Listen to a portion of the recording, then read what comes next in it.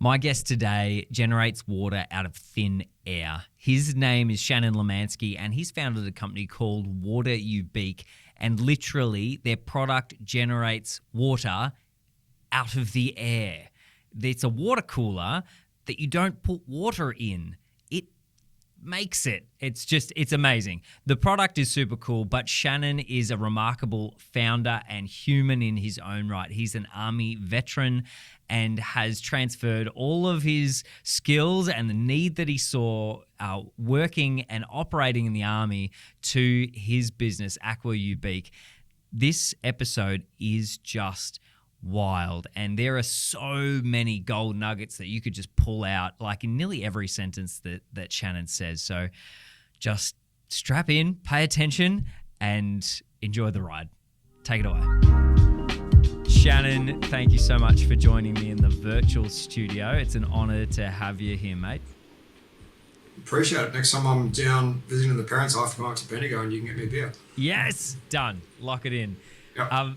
Mate, let's kick off this episode with a description of Aqua Ubique. Like, what on earth is this?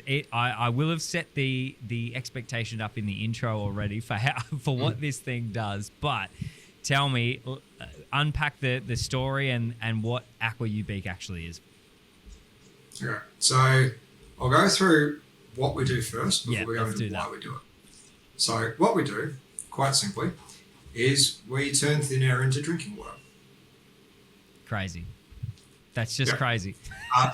Yeah. So that generally gets people leaning in. So the next question that follows that is, how the hell do you do that? Yeah. So we've got a machine, pulls the air in, filters the air, chills the air, water drops out of it, filter it, remineralize it, comes out as premium drinking water. So to massively oversimplify it, think of it as a dehumidifier that then goes through a water filter, but there's obviously some special sauce and some proprietary parts in there to make sure that you're not drinking Legionellas, because nobody wants that. Or you're not drinking your colleagues' sneezes and farts. Exactly. So you want all of that taken out before it comes out in your glass. But yeah, so we've had it independently tested by Unity Water and Queensland Health. So we've got more minerals than bottled water, less chemicals than tap, no microplastics, no PFAS, so that forever chemicals that's been in the media recently. Yep.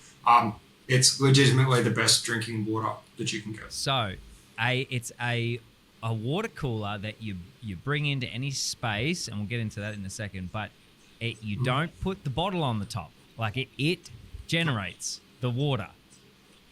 Correct. I love it. That is exactly what it is. Right. So you're based in Batinia, a regional spot in the sunny coast. It's pretty humid up there. My first question on how this works, is it going to work where I am in Bendigo? It's not as humid environment. Simple answer, yes. Yeah. So the way this machine works, the more humid it is, the more water it generates. The less humid it is, the less water it generates. Yeah. So one of our main differentiators against the market globally, you can find a machine very similar to ours, and you can get it off Alibaba and some other places. People will say this machine makes 30 litres per day. You're in marketing. I'm not. I'm an engineer. There's an asterisk next to that 30 litres that says up to, otherwise known as horse shit. So at 30 degrees Celsius and 80% humidity for 24 hours, the machine will generate 30 litres per day. Right. That's not reasonable anywhere outside of Cairns. So I had a machine up there in Cairns. You would have been familiar with the floods that recently wiped out North Queensland.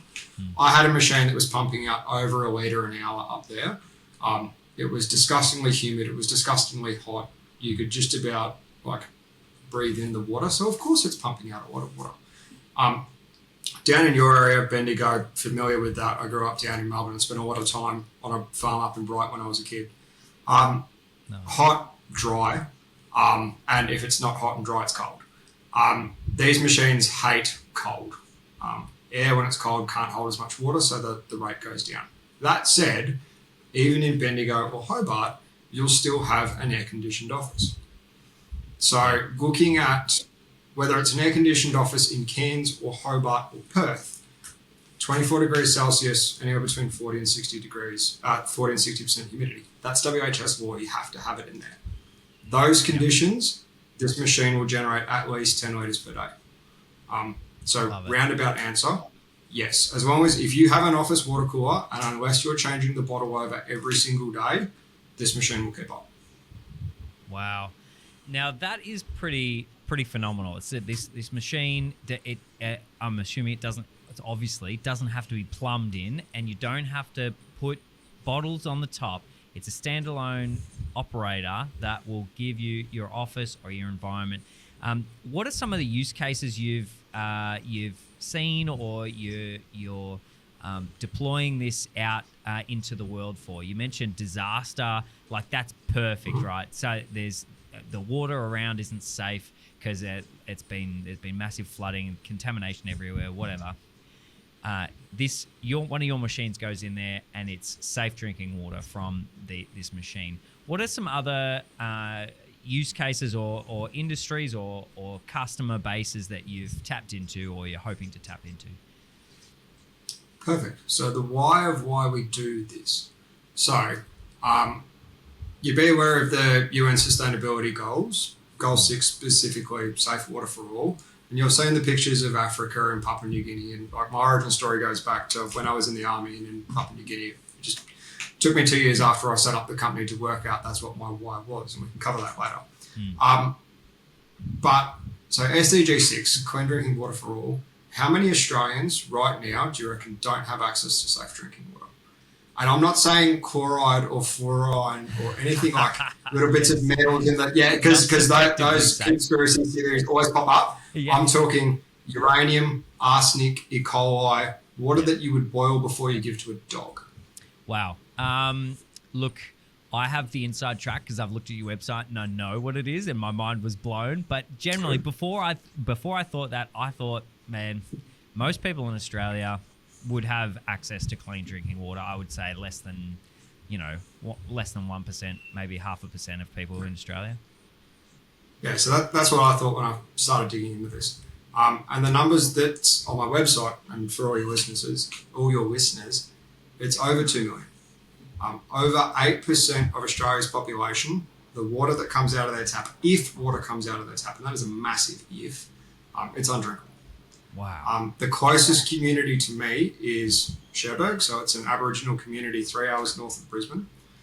Unfortunately, in that community, and I was starting up there 2 weeks ago, it's not uncommon to see kids walking around with baby bottles that have cola in it instead of formula because their parents don't trust the tap water enough to make formula in the bottle, so the kids get Coke. And the reason that they get Coke is it's cheaper to buy a bottle of Coke from the shops than it is a bottle of water. Man, that just gives me chills. I got 3 kids and I can't even imagine. But that story is often, I've heard that told, before, that cheaper to buy a bottle of Coke than water and more access. I've thought about that and heard it spoken about in Mexico or in Africa, not Australia. No. Wow.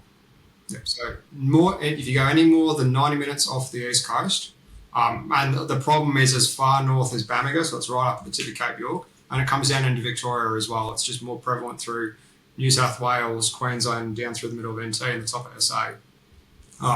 So anything central, you go more than 90 minutes off the coast, you have massive issues. Massive issues. What? And the biggest problem as well is because if you're a water utility and you've got less than 10,000 connections, so that's most of Queensland, because in a lot of places, the local council is the water utility as well. They are doing, and I'm not going to throw stones at the councils, they are doing the best that they can, but in a lot of these areas, it's social housing, there is no ratepayer base. If you have no revenue, then how do you fix the infrastructure? If you've got less than 10,000 connections, you don't have to report on the quality or the reliability of water. And that's why we know it's at least 2 million. But the number is higher than that. We just don't know how high it is. And why do not many people know about this? That's crazy.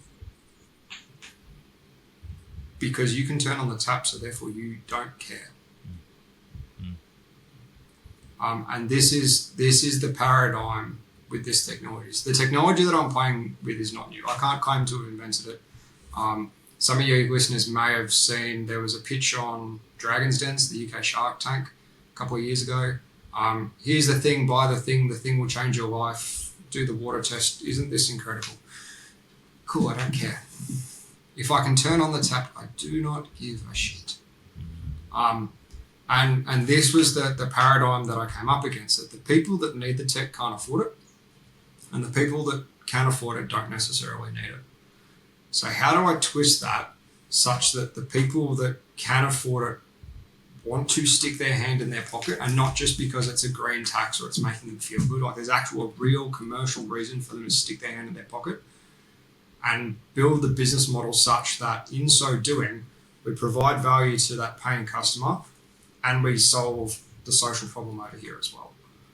And that's the big thing that makes us different. For every 5 office water coolers we place one in a remote or regional community where it's actually needed.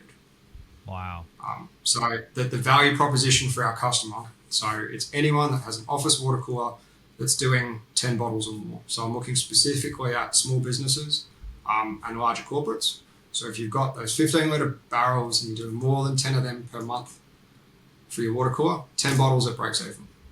These machines can do up to 30 bottles a month if you're drinking all the water that comes out of it. So that's 20 bottles of free value that you get every single month.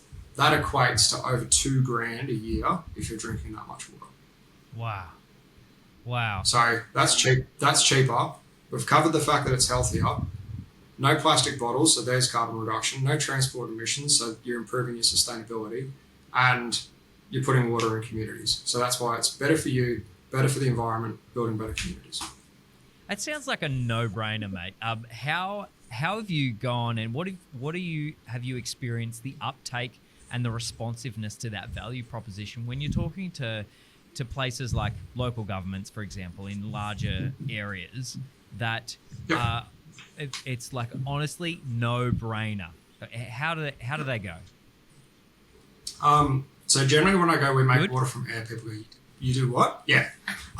So even then, even with all that value there, I heard this on a different podcast that I listened to a while ago. It's the story where an old, so think Yellowstone. So a cowboy rides into town on his horse, gets off his horse out the front of this house, and there's a guy rocking there on his rocking chair, and there's a dog lying next to him. And every so often, the dog yelps. So the two guys start chatting, and then the dog yelps again. Chatting a bit more, dog yelps again. The guy's just riding into town. Why is he dog yelping? Oh, he's lying on a nail. Why doesn't he move? Oh, it doesn't hurt that much. So that right there is the paradigm that I came up with the office water cooler. You got an office water cooler, yeah? Do you want this one? What? So it took me a good 6 to 12 months to dial in the sales process and the value prop such that I can go, right, who, not everyone that's got a water cooler. I'm not after mums and dads. I'm not after people that are doing minimum bottles. Who is my avatar? Exactly. Yep. What's their name? What's their age? Where do they hang out? How can I get really stalky on socials and go find them? Yes. How do I hit their data points, retarget them through Facebook and LinkedIn and all the other places that they're hanging out? But then how do I put an offer in front of them that they feel stupid if they say no?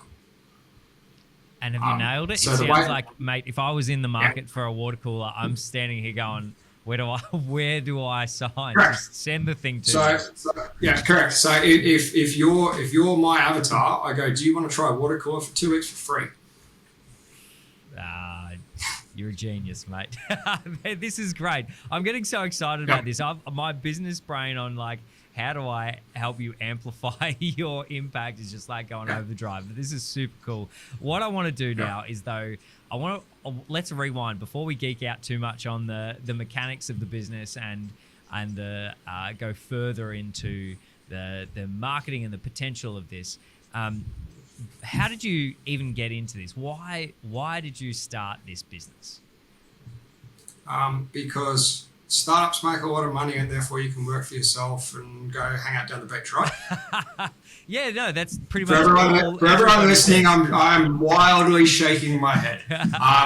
let's just say I was naive. Let's just put it that way. So story goes back to 2016. I'm in Papua New Guinea.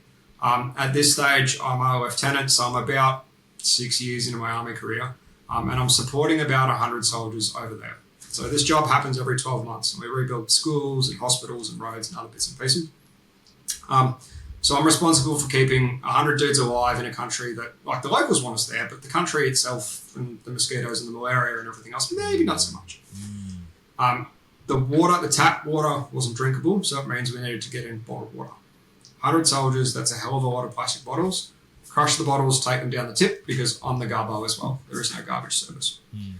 So, Caleb, you're probably familiar with mogs. For anyone that doesn't know what a mog is, think like a 4.5 ton truck, but give it the ground clearance of about the window line on a Hilux. Yes. So I have to take 2 of these trucks down to the tip. And when I use the term tip, don't think concrete, nice, back your truck up, shovel it out. Picture 2.5 story high piles of burning garbage on something that's about the same size as the MCG.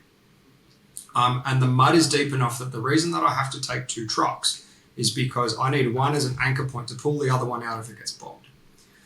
So I've jumped down out of the truck. I'm now ankle deep in mud, and we're shoveling crushed plastic bottles off the back of the truck. I've got like rubbish smoke going up my nose. Thank you, DVA. They've just said that if you've inhaled smoke overseas, you're eligible for cancer claims. Anyway, so I'm shoveling these plastic bottles off the back of the truck. The locals that live at the tip, because they have no other option, come up to me. Hey, boss, can you not crush these bottles? Yeah, sure. They're rubbish. I don't care what you need them for. If we get these bottles uncrushed, it means that we can give our kids, we can harness more rainwater for our kids, and we don't have to give them dirty creek water. Sure, that's a no-brainer.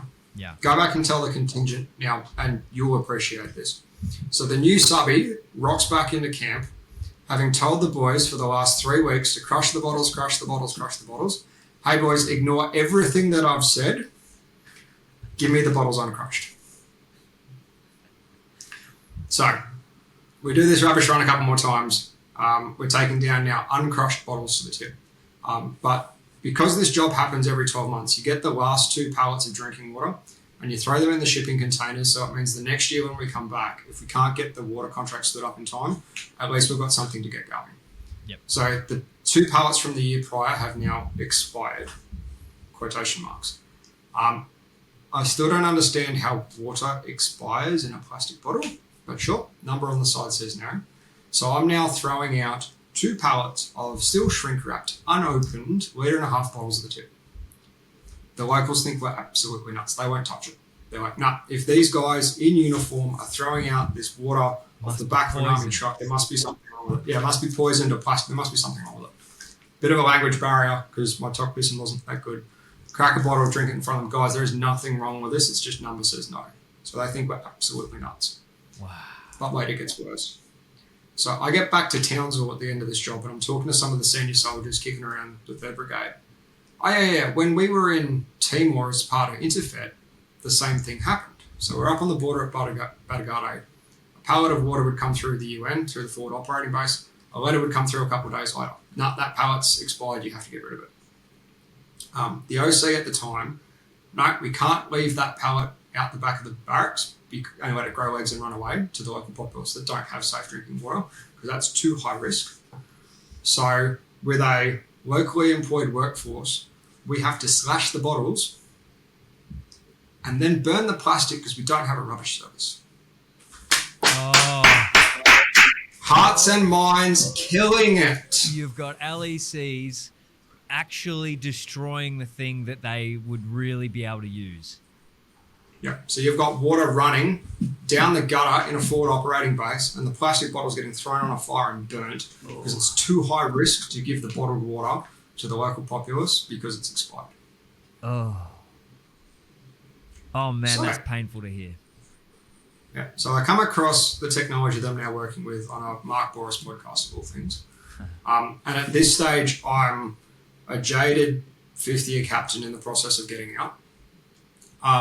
Because I'm sick of dealing. But Army does a bunch of things really, really well, and they do a bunch of other things not so well. And Yep. I decided that I was going to spend more time being a father and less time away from home for whatever the reason was on that particular week. So yeah, I'm in the process of getting out, and I knew I wanted to do something entrepreneurial. I just didn't know what the thing was yet. And then when I came across this technology, I'm like, "Ooh, that's the thing." Wow. I know that can do immediate life-changing good in the near region. But just before we start working in the near region, I'll double-check that we're in Australia. It's a first world country. We've clearly got no issues at home, right? Yeah. Wrong. We've already covered that. I'd also just spent the last 2 years being the logistics officer for the 2nd Battalion, so I was hanging off the back of a big Navy amphibious ship trying to work out how to keep guys alive when they're 72 hours in front of the front line. Wow. What did you do when you were in the infantry, Caleb? I was a lance corporal in a section, an 8-7 in Bendigo. Yep. I just cool. just did whatever I was told and told my boys to do the same. I executed the commander's intent. Oh, good. You were paying attention. You probably brought a notebook as well. I did. So I've got we've got soldiers 72 hours in front of the front line. Yeah. Deployed into areas where we can't get to them easily. Yeah. If the recon guys are doing their job properly, so they carry in enough water, they carry in enough food, they've got solar for their radios, so it means that if they're doing their job properly, they're not expending ammunition, and if they are in contact, I can get a helicopter to them pretty quickly. They've got solar panels so they can recharge their radios. They carried in enough food, and let's be fair, if you leave a soldier on the beach without food for 3 days, he'll be pissed off by the time he gets to the ship, but he'll get over it. Angry. he'll be very pissed off, and I will hide somewhere in the ship, but he will get over it. Yeah. If I leave him on the beach without water for 3 days, I don't need to hide because I'm bringing back a body bag. Yeah. Yeah. So this particular, and particularly when the weather's too bad and I can't launch a helicopter or I can't get a small boat out the back of the ship, how do I get water ashore? So looking at this technology and going, right, so I take humidity and power and I generate water. Okay, well, I already have a lot of power at the back of the beach because we put a big generator there where I'm turning some of that power into heat because I don't have a big enough draw. So I'll put one of these big machines next to that generator and I will generate water at the back of the beach. And that means that the boys have only got to come back to the back of the beach. They don't need to come all the way back to the ship. Nice. So I took that very logical idea to the Defence Innovation Hub. Yes. I need to be told that it wasn't innovative and that the technology had been around for too long and they had something comparable. And I'm like, I beg to differ because I needed this 6 months ago, but no. And anyway. Wow. Insert jaded army captain here. So I'm like, okay, that's fine. Well, if you don't want it, I'll take it elsewhere. How to look at the problem at that stage, stop. So I'm not printing, I'm not looking at this as I'm printing money anymore. I'm just a jaded army captain with a startup that's not making any money. And I'm like, okay, well, if I don't diversify my customer base, this is an excellent way to go bankrupt. Yeah. I have a mortgage to pay, a wife and a daughter to feed, so I better get off my ass. How do I set this up? Sat down and literally pulled out my defense. So it took me 6 months to work out what a business plan was, till I worked out that it's a SMEAC. Yes. For anyone that doesn't know what a SMEAC is, situation, mission, execution, admin and log, command and SIG. That's how Army write orders. So I literally looked at a business plan, looked at a SMEAC, and went, these two things are the same thing. My business plan is literally A4 page, turn 90, turn landscape with the line down the middle, and it's literally written out as a SMEAC. And the way I got to that, I'm like, okay, well, before I write that, I know the planning tool that I have to use to execute this, which is called an IMAP, an individual mission appreciation process. I literally pulled out one of my Army planning books and looked at it as if I was planning it as a military operation. So I looked at all the manufacturers globally, looked at all of them as Red Force and went, cool, who are my competitors and how do I undercut them? And they've got deeper pockets than me and they've got better brand than me. So what's the weak point that I can lean on and just get them to crumble? Who are my collaborators that I can work with that they can amplify my brand and I can amplify their messaging? And who's the actual customer base that I'm trying to serve? So I literally did an IMAP, Still got it here. Did an IMAP. That then led to the SMEAC, and I'm like, cool, that's the plan, let's execute. And I've been executing that plan for like 3 years. I love this. I love it so much. I'm just imagining you like determining like the most dangerous scenario, you know, most likely, and working out. It's honestly perfect. The amount of that's what one thing that the Army has given us quite well is strategic thinking. Is a process to develop a plan, right? So that's pretty awesome that you used that, and it's rocking along, mate. Tell me, what customer bases did you hit first, and even a step before that, what were some challenges you had with the technology and actually getting the supply going? Yeah. Because the tech's been around for 18 odd years, and there's quite a few manufacturers, and a lot of them are, here's the thing, buy the thing, the thing's incredible. So you get the thing and it doesn't last longer than 6 months, and there's no supply chain behind it, and the ability to repair it is impossible, and the water quality isn't what they... Yeah. We got there. We got there, and then even once you get there, then how do you get spare parts, and how do you repair it, and if it's hooked up to the internet, then can you actually get that data, or are you trying to talk to somebody that's in a different time zone? Anyway. Wow, you had a lot of challenges. I can just hear from that list the painful process that you must have gone through. Yeah. Wow. But this is the thing though, and knowing, and we covered the value proposition earlier, and I know who my target avatar is, and it also now means that when I get calls from randoms from wherever the country, so I know exactly so not only is it that's my customer base, I know where my customer base is. So at the moment I'm being very specific on north to Noosa, south to Brisbane, west to Maloney, and I'm intentionally saturating that market. Because that way, if anything goes wrong with the machines, my customer is dealing with the founder, and myself and my wife, or my wife can show up very apologetic, I'm so sorry, here, we'll switch them. And that way we learn every single thing about the customer. We know the customer better than they know themselves. We know the technology better than anybody else in the country. And we can also predict the problems before they happen. And if anything happens, we don't have to deal with a warranty claim and machines that are thousands of kilometres away. I literally throw a new one in the van, drive up, switch it out, bring it back, and then fix it in my own time.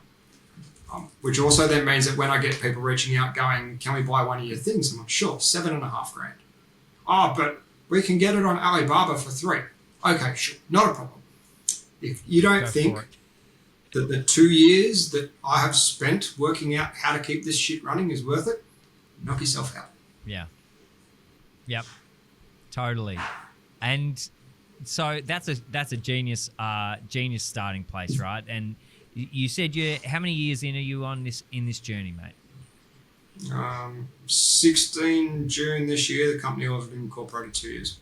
Wow, so sweet. You're at a good stage of like developing and getting the product out into a place that's easily serviceable by a small team. What's the plan, or what sort of challenges have you experienced so far? And what have you learnt so far? I suppose that's probably a big question. What have you learnt so far over this early period in business, and working where this thing breaks? Yeah. So hardware is called hard for a reason. It breaks. You have warranty claims. You have warranty claims for a manufacturer that's overseas that doesn't care. You have people like you can't go crying to the ACCC because you are the importer, so therefore it's all your problem. You have to mortgage the house to get good enough rates to get machines into the country. You hope those machines work, because if they don't, you've got a shipping container full of them that are now going to the tip. Wow. Hard is hard for a reason. Yeah. So there's that one. And there's also the concept of value. So one of my first business mentors, don't be a commodity. I think about the only thing that's more of a commodity than water is money. Yeah. That said, if Mark Boris can achieve the biggest private buyout to GE that Australia, I don't know if it might have been beaten since, but so he started Wizard Home Loans. He undercut the banks, so that's a commodity. and then he sold to GE for some stupid price, and he had Kerry Packer as a business partner. So you're right. Don't be a commodity unless you can arbitrage it. Yeah. So work out how to do actual value that's not just dollars and cents. Actually, people will put their hand in their pocket for dollars and cents, but that's why they buy, but that's not why they stay. Yeah. So the reason that Boris grew Wizard so quickly is he actually just cared about the customer.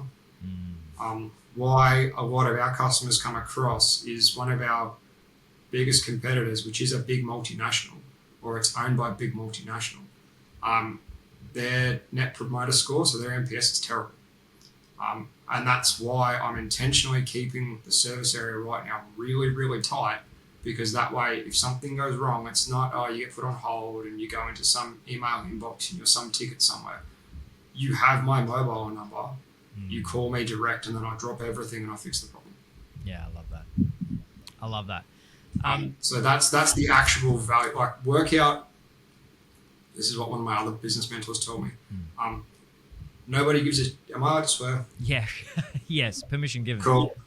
Some podcasts can. You can take the boy out of the army. Some podcasts you can. Some others can't.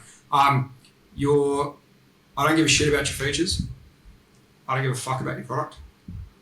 Your value, the only value that you derive is not even from the problem that you solve for your customer. It's how your customer feels after you've solved their problem. That's so good. So I don't sell water coolers. Sure, that's what's on the invoice. I don't sell water coolers. For small business owners, I give them an ESG win that may help their bottom line. If nothing else, they'll at least break even.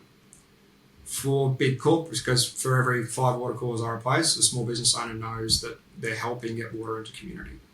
For big corporates, I sell them 5 at a time, because then they also then give me their logo, I wrap the machine, I put it in community, I take the photo of the smiling children they're now helping, I write the blog article for them. They can now put that out for as part of their ESG marketing message, and that's for the low price of $10,000, which for them is a no-brainer.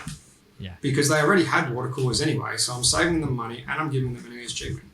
So sure, I'm invoicing through water coolers, but I'm not selling water coolers.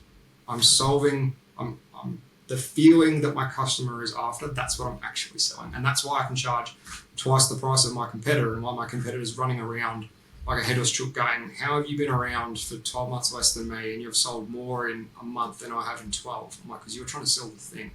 And no one gives a shit. Like, this is the recovering engineer saying this. No one gives a shit about your thing.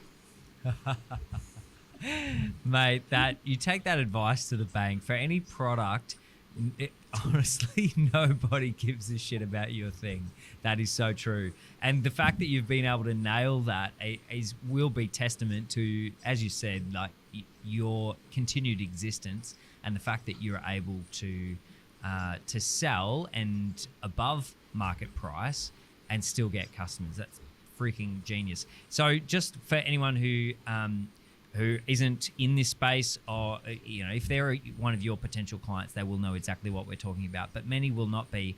ESG is environmental, social, and governance, a framework. Do you want to tell us a little bit more about like why that matters to big corps especially? So otherwise known as CSR, corporate social responsibility, depending on what piece of company policy that you're reading off.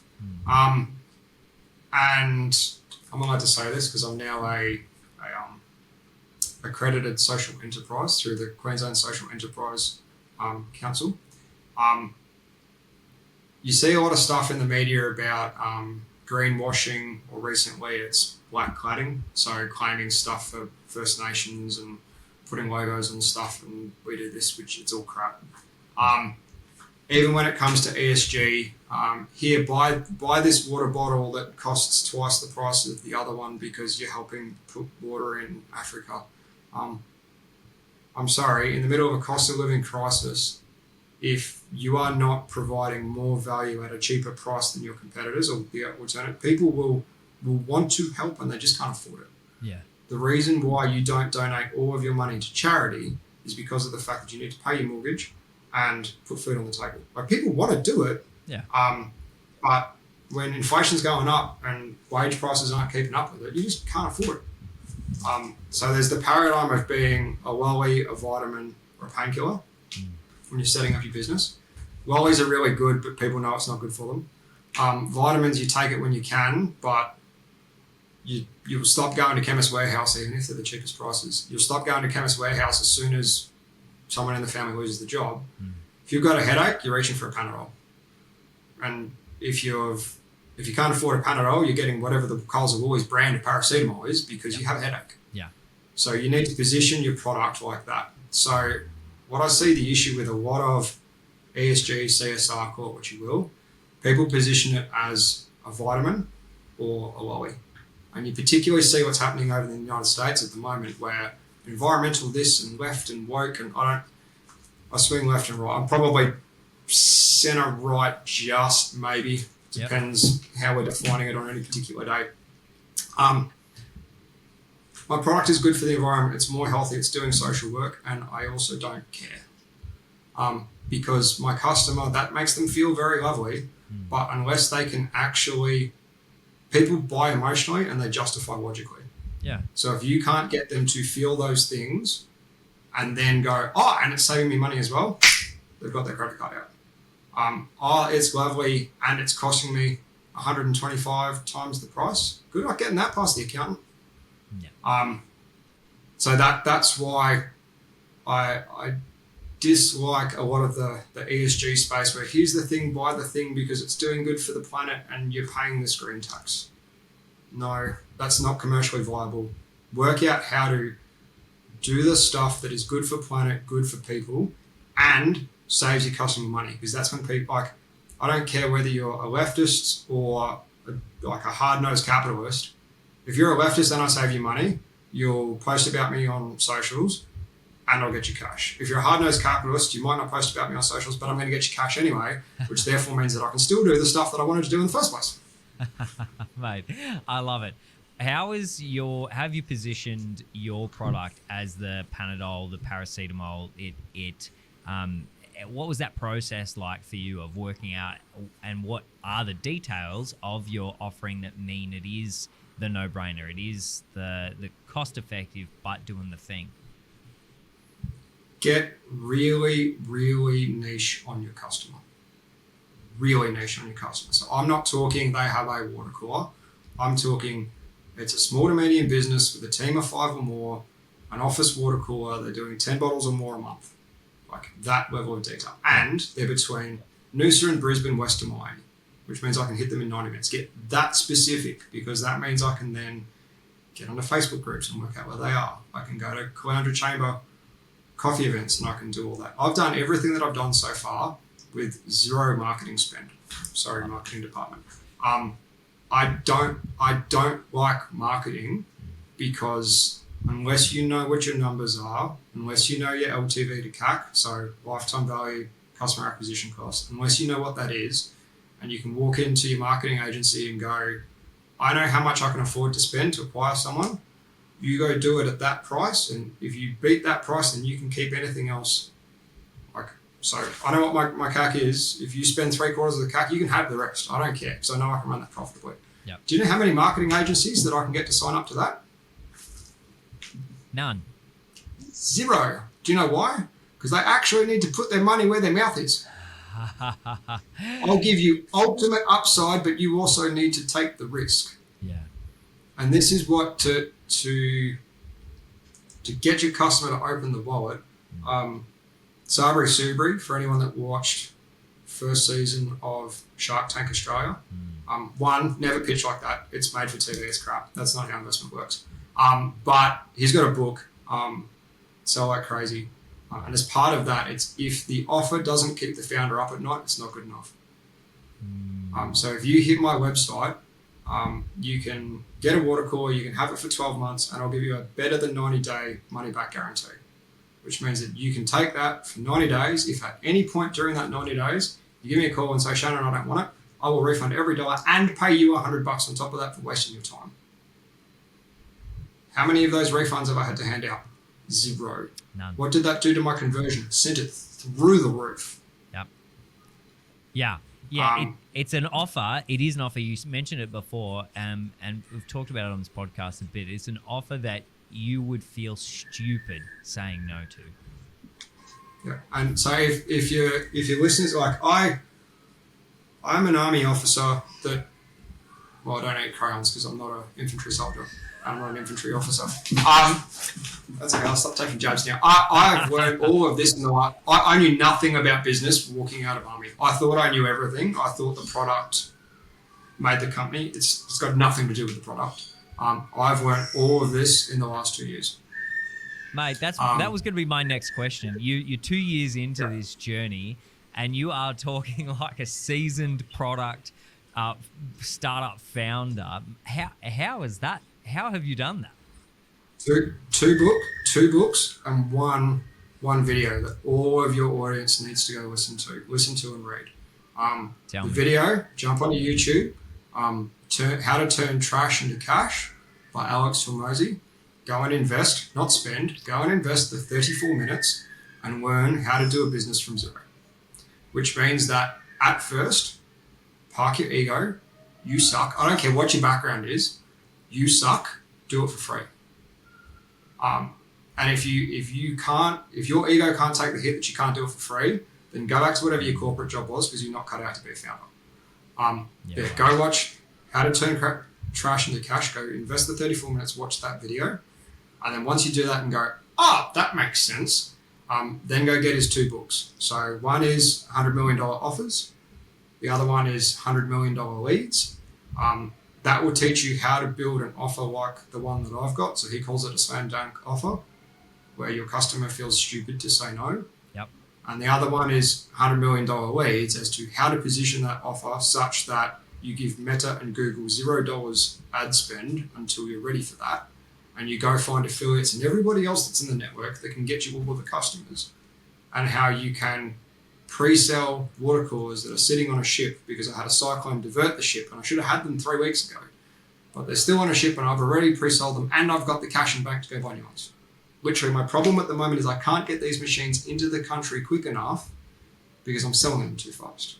Oh, man. Because it has nothing to do with the water cooler and everything to do with how it makes your customer feel after you solve their problem. Man, I love that. And I'm incredibly impressed. Mate, I've spent 12 years in business, and I can tell you I didn't learn as much as you did in a short, compressed time period. So shout out to Alex Hormozi. Thank you so much for that. Kudos to you, Shannon, for diving in deep, putting your ego aside, and just learning, being a sponge. The founder journey, like how have you gone about funding this thing? Like, and what other networks have you dived into? Any startup networks that have supported? All of them. If you're so you pay for anything in one of 2 ways. You either pay in time or you pay in money. And if you have no money, that means that your time is worth 0, which therefore means you show up to the opening of an envelope. So if your customer is small business anything, you go to every Chamber of Commerce event that your Chamber of Commerce has for the 3 postcodes around wherever you are, and just talk to people. Yeah. And so, and this is where I couldn't have done it if it wasn't for what's been set up on the Sunshine Coast. That's definitely helped propel me. So Silicon Coast, it's an organisation that's 10 years this year, doesn't matter, on the Sunshine Coast. And that's very much one of the advisors that's on my board. So when he moved to the coast 10 years ago, youth unemployment was through the roof. Youth unemployment was through the roof. Youth crime was through the roof as well. Housing prices was really low. Sunshine Coast, beautiful place to be. Not if you want a job. So him and his co-founder, they sat down and they went, right, how do we turn this around? So between them and someone else, they pulled some people together, started a movement to effectively get all the learnings out of Silicon Valley and transpose them onto the Sunshine Coast. Wow. It took them a couple of years. They got a Google Innovation Award, which highlighted the Sunshine Coast. Silicon Coast got the attention of Sunshine Coast Council. Fast forward 10 years, that's why we've got a submarine data cable that's coming into the new Maroochydore CBD, and why the Sunshine Coast will have some of the fastest internet in the country in the next couple of years because of just the innovation ecosystem that's been built on the coast. Wow. So here comes founder that doesn't know what business is and doesn't know how to define value into Forward Fest 2023. So at this stage, I'm still a defence consultant. I've been out of Army about 12 months. I've come across the technology that I've found, and I think that the biggest box is the most incredible thing in the world, and you need all these exclusive contracts, and you got to get IP and all patents. It's all crap.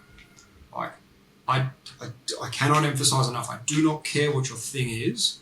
I care how it solves the customer's problem. So anyway, still bright-eyed, bushy-tailed, yep, I'm going to sell this technology to defence and print $1 billion because that's what all founders want, and this will become a unicorn overnight. Yeah. Last one in the room. I walk in there, and and at this point, I'm looking at it going, I need to raise 650 grand or whatever it was. I also had no idea how to raise capital. So I'm sitting in the capital raising brief, and there's these two guys talking, Wayne Gerard and Gavin Keeley, and they're discussing about how to raise capital and whatever else. So I get my business card, and I'm like, well, before I go up and hand my business card to Gavin, I should probably exist on LinkedIn, or the company should probably exist on LinkedIn, because I know the first thing he's going to do is look me up on LinkedIn, and when it goes Shannon, ex-Army, current defence consultant, it doesn't say founder on there anywhere, and he can't find the company anywhere. That's probably the last opportunity that I'm going to have to get coffee. So I'm literally, while these two are yammering on stage, I'm literally making the company on LinkedIn to then go, hey, I'm Shannon, I'm the founder. My sales techniques are a lot better now anyway, but hey, I do this, can I grab a coffee? And he's like, yeah, sure, not a problem. We can, 2 weeks from now, we can have a coffee.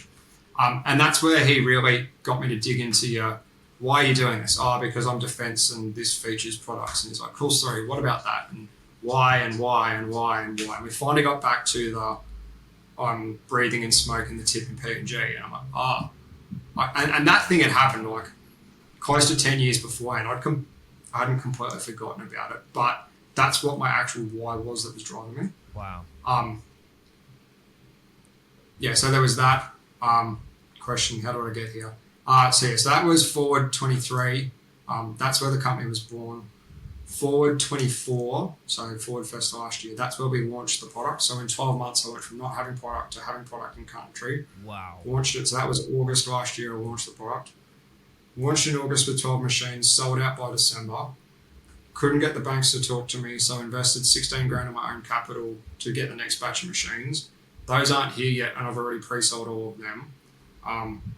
And yeah, I now currently have NAB and CBA fighting over me as to where I'm going to open a business bank account, because they can now look at this and go, oh, okay. And like bankers, like they are the most, they're as capitalist as you come. Like and they're super conservative as well.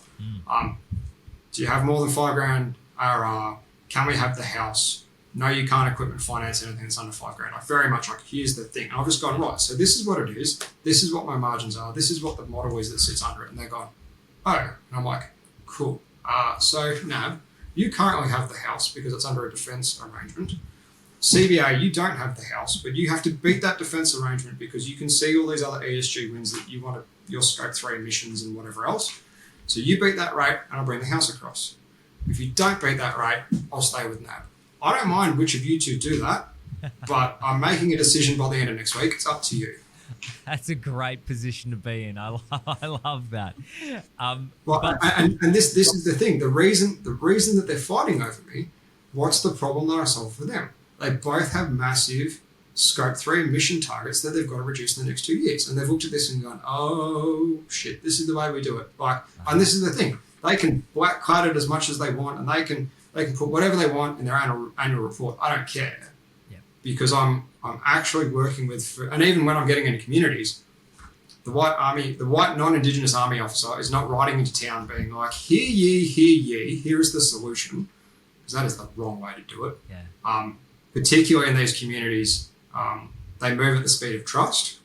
So I went and found other First Nations charities and organisations that were already working in these communities, and they were already working in the food security space. Hey man, what are you doing about water? Oh, nothing. Do you want to put some machines in there for free? Oh yeah, sure, not a problem. That's gold, mate. Leveraging the networks that are already in there. That's that shows some understanding that you've either acquired somewhere or you just knew instinctually to get anything done, even to help in a remote Indigenous community. They do move on the speed of trust, and you need to be known. You can't be coming in there just like saying, look, this is the way it's going to be, and I'm going to help you and say thank you. You've got to make connections, or even better, draw on a connection that's already trusted and will align with your vision and mission. That's so cool. I want to rewind back to the bank. The bank war.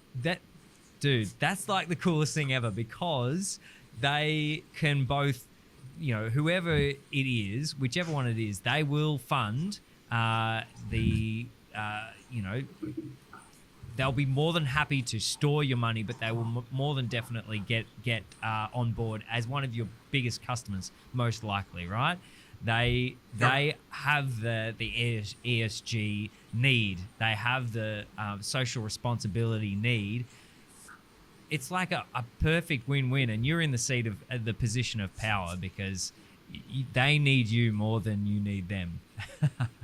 I love it. Correct. I think the most important thing with that as well is, and this is why it's really good that you heard earlier, I have a 4-year-old downstairs that's currently losing her mind. Oh. And even when I got promoted to major, and some of this as well comes from my wife. She's a psychologist, so she does really well. Like, for anyone listening, I just deflated my own ego. Literally, the afternoon that I got promoted in the army, so I've literally just had my rank slide changed over. We walked away from the 2-star general. Yeah. My, at that stage, 2.5-year-old walks up to me, "Daddy, nappy." She just done shit. Like that, and you just need that kind of, I don't care who you are or what your top line is, you still have a family, you still have shit outside of work. Check your ego. And I think that's probably one thing that really got drilled into me at the Royal Military College. So when I was going through training, officers eat last, because that way, if the boys don't get fed, if you run out of food, all the boys are fed and you go hungry, which therefore means the next time you don't screw it up. Yes, so true. And even going through there as well, leadership is gaining others' will and consent and the ethical pursuit of mission. Like, that's how Army defines leadership. So that's just what I now do. Like, love that. It makes sense to do it this way because it's ethical. Yeah. It's also hyper profitable. But I'm not doing it because of the money. It's because, like, everyone needs to get paid, because money is how you keep score. Yeah. But if that's the only reason why you're doing it, the vision of the company is a values-driven, value generation enterprise. Values-driven in the sense that I've really drilled down into it and worked out exactly what the values are. And even now when I'm dealing with suppliers, one of the first questions I ask them is, what's your values? And then when they give me corporate crap that's written on the wall, I'm like, cool story. That's not what I asked. Yeah. And you dig right down into what that is, because I don't care how much money you've got. If you're not values-driven, you can jog on.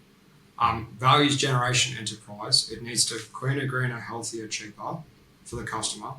But values generation, not values extraction. So I'm not doing that so I can extract it myself. It's very much the pay it forward model, because I've only gotten to where I've gotten to because other people have said yes to having coffee with me. Yeah. So, like, business is a game where everyone can win, and when everyone does win, your customers are less inclined to burn your house down because they actually love you and they pay you, as opposed to paying you and wanting to run you over in the street when they see you. Oh man, there's so many businesses that run like that. It's like, I'm not ashamed to say it because they'll probably never hear it. But Adobe, I'm an Adobe customer. I hate them, and they haven't won me because I'm not an Adobe customer because their product's so good.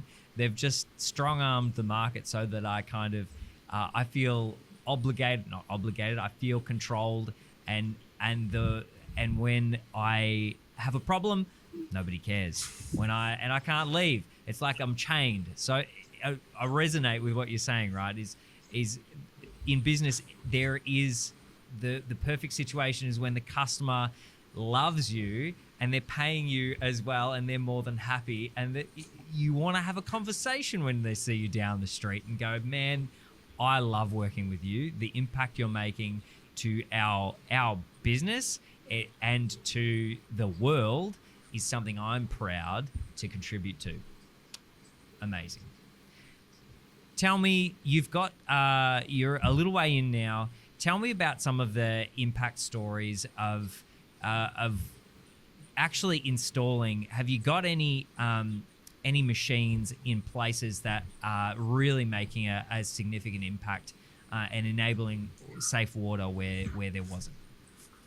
Yeah, so not yet is the simple answer. So you're looking forward to them. No. But. So the first batch of machines came out and they've gone into, so Cherbourg, that community that I mentioned. Yeah. They are in there, but again, you deploy or you work in these communities at the speed of trust. Yeah. And the council weren't going to trust the machines until the councils had the machines themselves. Win-win. It means that I give council the machines for free so they can try them. Council then pay for them. Once council are then paying for 5, that means that I then put number 6 in their community for free. Love. So again, I'm building trust. So the next batch of machines that are landing, some are going. I'll give a shout out to Brisbane Exhibition Centre. So they've got 5 now, so that way I can put 1 in community. They're one of the big customers. There's a couple of other big enterprise customers at the moment. I'm like, well, Brisbane Exhibition Centre are doing it, so therefore, do you want to do it as well? So there are 3 machines that are in that next shipment, and they are all earmarked to go to community. So the three communities that we're currently working with is Cherbourg, so that's 3 hours north of Brisbane. Doomadgee, that's about 4 hours north of Mount Isa, up towards the Queensland NT border, and Gulwinkle Island, which is part of the Yarwoo community. That's about 3 hours east of Darwin and still in about the 1950s because it costs about 10 grand one way. 10 grand return flight to get there because, hub and spoke. So it's cheaper for me to fly from Brisbane or the Sunshine. It's cheaper for me to fly from the Sunshine Coast to Melbourne than it is from Darwin to Gulwinkle because our community's underserved, so therefore we don't need to worry about it. So you've got to charter a freaking plane to get out there. Wow. With Yarwoo, they're in the process, and there's some really heartbreaking stories that come out of there. They're in the process of building a new community centre, so that way kids that are coming out of juvenile detention in Darwin can be reintegrated with their families before they then go back into family housing. Yeah. So we're helping them with that community centre. 5-day water outages in that town is not uncommon. Wow. Yep. So getting them completely off-grid, both power and water, such that they can actually do the work that they're doing there. And again, this is just, we're not coming up with the solutions. We're empowering people that have the solutions to generate the effects on the ground. Yeah. So that's that one. Doomadgee, so that's north of Isa. They're cut off at the moment. They won't, probably by the end of April before the rivers go down, you can actually get a truck in. So at the moment, to get stuff into Doomadgee, you've got to fly it from Cairns in at $60,000 per plane ride for maybe 3 pallets of food. As soon as it gets into the local IGA, it's off the shelves as quick as it goes in. So working with the Indigenous Futures Foundation, so that's a blackfellow charity that goes, I'll give a shout out to Coles and Woolies as well, actually. Regardless of the bad press that they're currently getting at the moment. A bunch of the food that they were going to throw out anyway goes through the Second Bite kitchen, gets turned into frozen, nutritious, think of them like U-Foods style meals, that then go in empty trucks up onto country, and then they get stored in frozen 20-foot shipping containers. So then when these communities get cut off, those meals can be handed out to community for free. That's pretty cool. So working with Indigenous Futures, we're working to get a 20-foot shipping container into Doomadgee. So that way half of it generates water and half of it stores food. So that improves the resilience of that community. And we're looking at something similar for Cherbourg as well. So those are the three big. So by the end of the year, we should have a 20-footer in Doomadgee. We should have a water trailer on Yalu, and we should have a couple of water coolers in Deshebo. That's amazing. I love that. What I love about your business, and it's almost like a hallmark of a startup that is set up for success, and it's like the evidence that this thing is going to go gangbusters. Is that the demand outpaces the supply. You have far more interest and far more demand than you can supply at the moment. And look, that's honestly a challenge. A startup can go, can fall behind or competition, or it can fall on its backside if those things aren't fixed in a timely fashion. But it's a great problem to have as a startup with a product, selling an actual product, mate. You must be feeling like you're in a pretty good position. I don't get a lot of sleep. Yeah, so definitely, and like even so, this came at a really good time. So I've spent the last 8 days on the road between Sydney, Adelaide, Brisbane, doing 2 different accelerators and closing a couple of big ticket deals. Wow. When I'm away, I work 12 to 16 hour days because I'm a workaholic. But that's part of it. Most of it is, it also means that yesterday when I got home, I turned the computer off, I turned my phone off, and I just spent time with my daughter, I spent time with my wife. So it's knowing what is important. And the deciding factor of why I got out of the military was I was going to get promoted 12 months early. I was literally blacking out the 16 weeks that I was going to be away the next year on the calendar. Yeah. This is normal. Like, I'd completely drunk the Kool-Aid by that stage. This is normal. This is fine. I had a 6-month-old crawl up to me in my office at home, and I'm just like, this is not all right.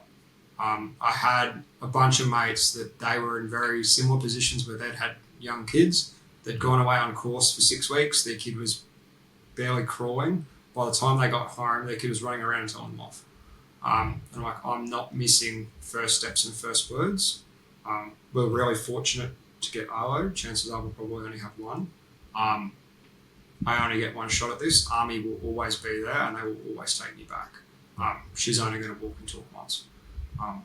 So that was the deciding factor for me to get out. And yeah, cool, I've gone back and I'm doing reserves when I need to make payroll. But I definitely don't look back.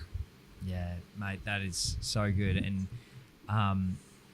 well done for making that choice. There's and not having to look back and regret not making it.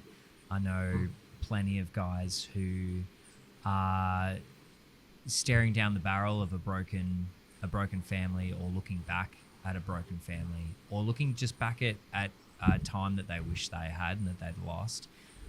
Very few I hear about, at the very least, are ones that have looked into the future and said, look, I'm going to take the leap out and do something because I know I want to focus. I want to actually be there for my family. I want to have a family at the end of this. So, well done, brother. Well done. 100%. And I suppose with that as well,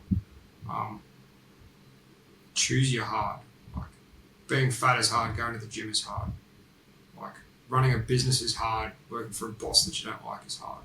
Like, being single is hard. Being married is hard. Being a parent is hard. Having a broken family is hard. Like, everything is freaking hard. Just choose your hard. There is never a good choice.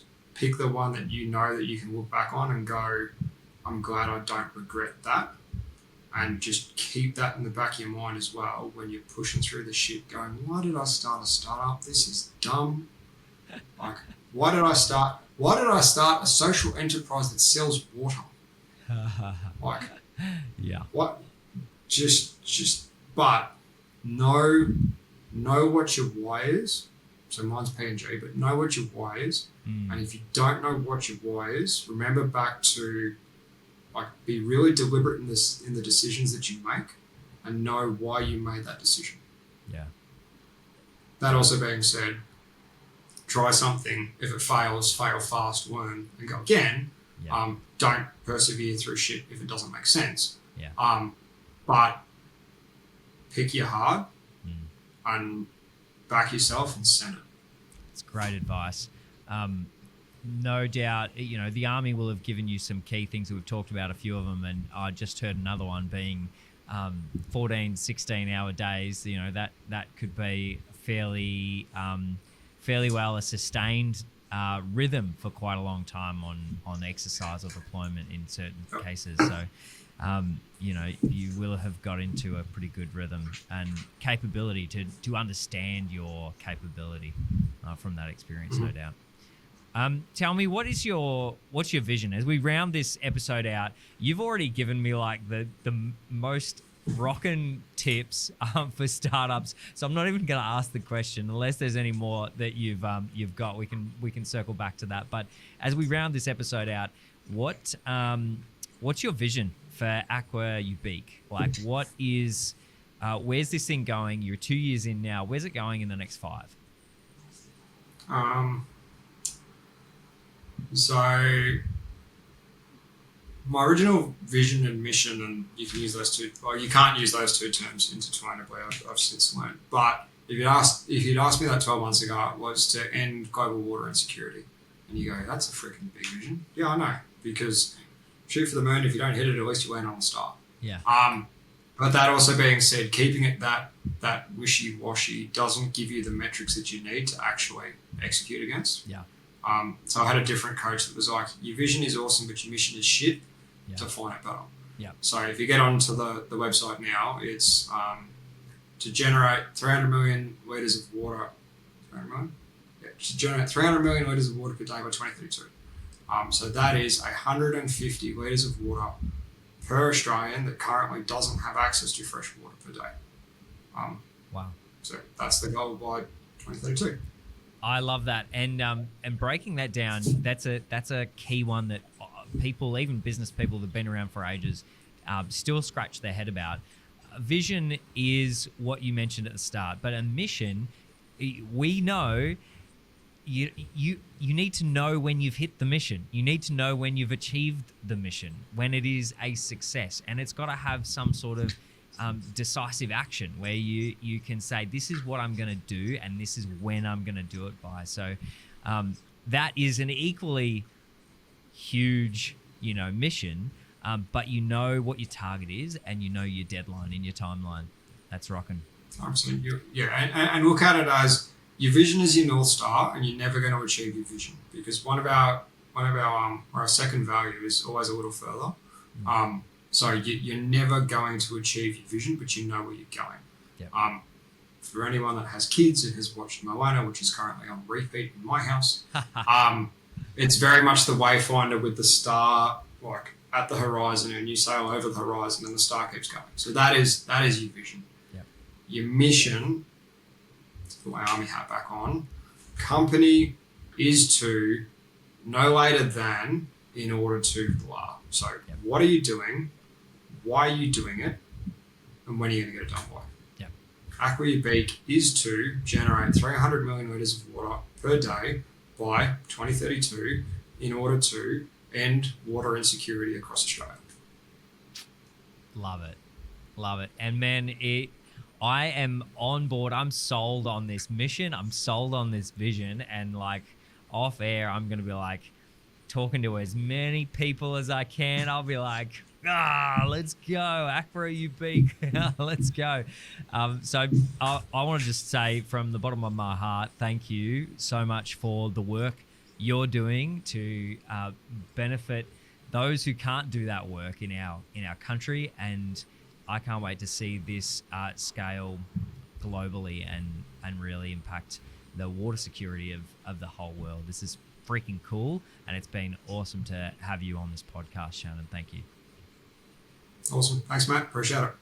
Well, that's it for this episode. If you really enjoyed listening, why don't you drop a comment in the comments below?